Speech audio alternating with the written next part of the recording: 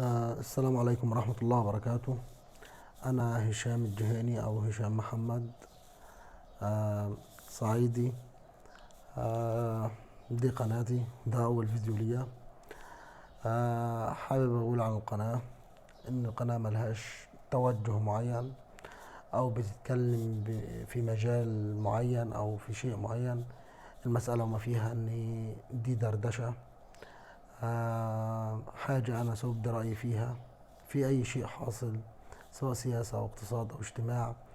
آه، الحياة اللي هي بتبقى شغلة الرأي العام بوجه العموم، هنعمل سبوتات عليها في فيديوهات مدتها مش هتتخطى من 3 ل5 دقايق على حد أقصى عشان الناس ما تزهقش مننا.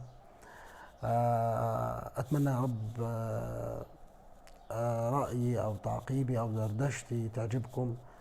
أتمنى من عند ربنا أنكم تشتركوا في القناة. يا رب كلامي يعجبكم.